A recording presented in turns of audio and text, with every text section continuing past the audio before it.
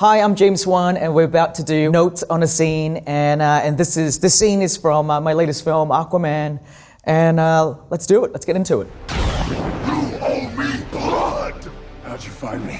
Your lady friend has people who like to keep tabs on her. We follow Arthur and Mera through their journeys through the seven seas. For a moment in the film, we take a reprieve out of the ocean and we come out onto land. And here we're about to go into one of our very big action scenes where they confront Black Manta and these Atlantean commandos that are hunting them down.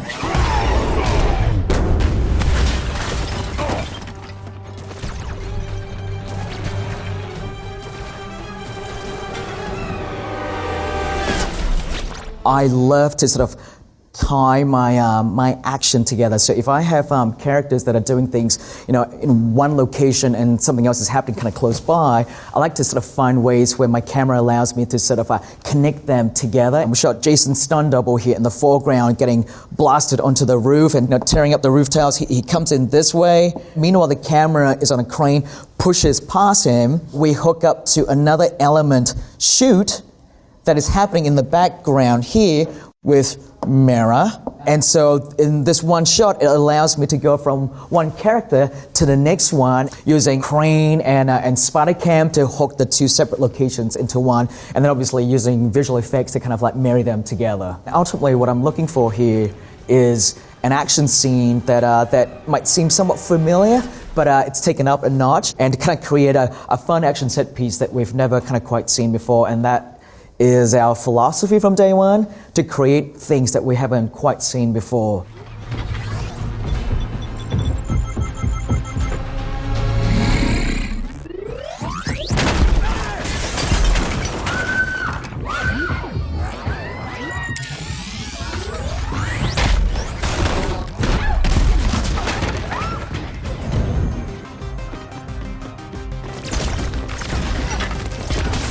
So one of the things I wanted to do with this was, I knew I wanted it to be a kind of like a classic foot chase sequence through the rooftop, but I want to kind of mix it up a little bit. So came up with the idea of maybe it's a foot chase sequence that's happening on two levels. For the first part of the chase, I can follow the bad guy. I thought it would be really fun to see our lead character here bust around one wall, find someone who's in the midst of shaving in the shower, and then if we continue, we come out into someone's living room and someone's kitchen.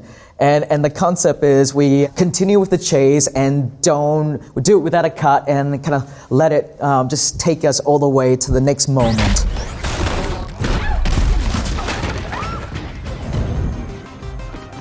And so when we go back to do the second take, we try to roughly sort of keep the look of it, so we keep the way it's busted, like the way the doors and the walls are kind of busted and all kind of raggedy, and we just sort of very simply kind of mock it back up, just so the stunt guy can have something physical for him to hit into. And then what we do then is we use visual effects that come in and complete either the wall or the doorway and make it look like it's brand new. Another thing I do want to talk about is the photography of this shot. The camera itself is hooked to a line because the camera is pretty heavy, and we strip it down to try and make it as compact as possible, but it still has a lot of weight. And the guy who is technically actually shooting the shot right now is a stunt performer as well. So Merc jumps off the balcony and lands, and though the camera follows it very smoothly, the camera operator is also hooked to a harness as well, so that when he jumps down, he lands perfectly with the stunt guy.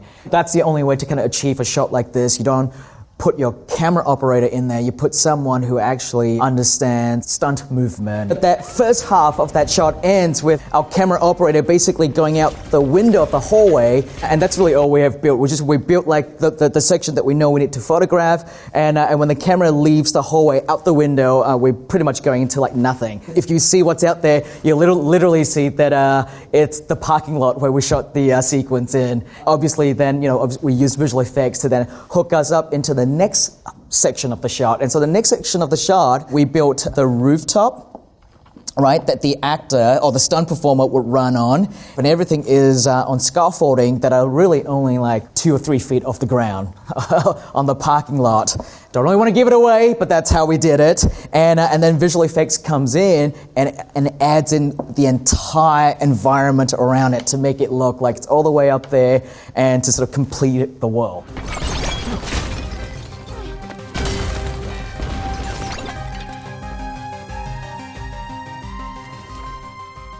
We're now about to go into the third portion of this shot. So one thing I want to point out here, at some point during this horizontal chase sequence, we did what we call a Texas switch. You have two people kind of like playing the same character, and you literally have them go behind something, and then the other person comes out the other side. And so in this case, we use a very similar approach here, where we had stunt performer number 1. She's running, and then she goes behind that pillar. And once we go behind that pillar, now this is stunt performer number 2 taking over the rest of the run. The reason why we did that is because she was running vertically in this direction, and her character is hooked up to a safety line, and so we cannot unclip her, and so now we need to take the running action. She needs to be running towards us, and so that's why this particular person needs to be encumbered from the safety line so that they can then run forward towards us as we pull back away from her.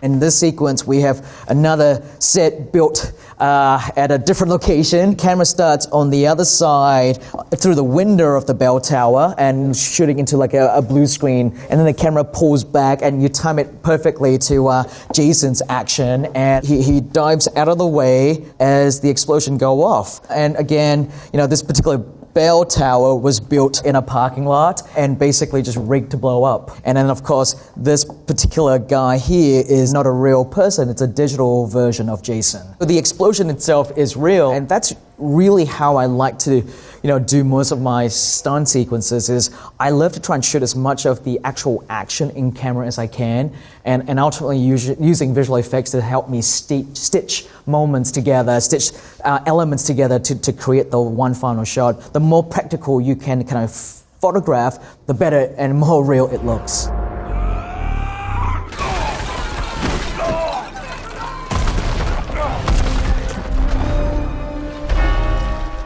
And so this shot here, we have a digital double flying to the foreground, and then at some point, right there is when it becomes the real stunt person. So the flying towards the camera is a digital double, but then the rest of this action of this guy clipping the edge of this rooftop is a real stunt performer, and so that way we can get the roof tiles to interact properly when he sort of hit it, and then and he's actually on a wire that on a safety wire. It's spun around him so that when he clips it, he can kind of uncoil in a round way, and so that gives it a really interesting sort of look for when he sort of eventually hits the ground.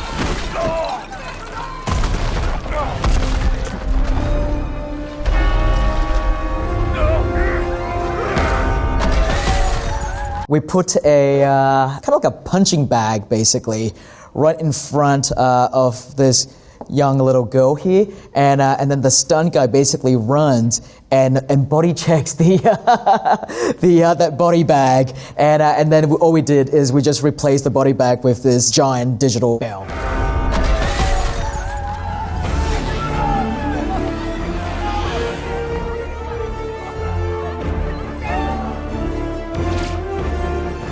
This shot here was done with on a cable cam or a spider cam, where the camera starts low on the ground, and then the camera sort of zip upwards to then hook up, with the action that's happening above here. And again, coming back to my philosophy of loving to sort of link my characters together with the camera work, it always kind of lets you know where everyone is at, and ultimately just gives you a better sort of geography look of the environment.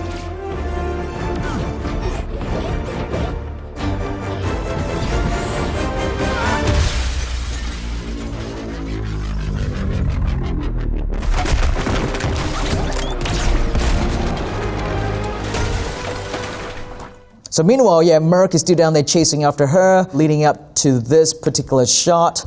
This shot took a lot of timing to get right, as you can imagine, because when she jumps and then he comes running out and jump out of the balcony across to the other building as well, took a lot of correct timing. You know, they're on different planes, literally, like she's above there and he's down there, one floor down.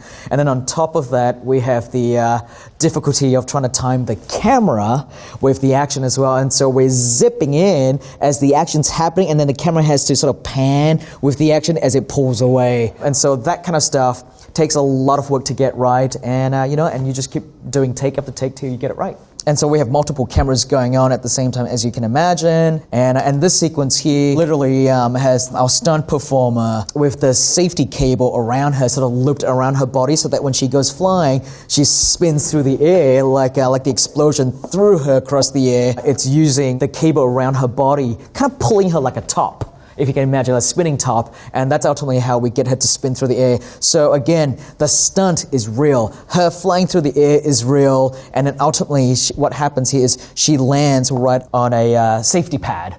So she doesn't actually fall through the roof in that moment, and then we cut to the next shot. When we're doing action scenes like this, it's so involved, and it's just great to have these actors that are so excited about wanting to do it and to do it right, and just really kind of get into it. We were very passionate when we made this film, and I think you see that love and passion in every frame of this film.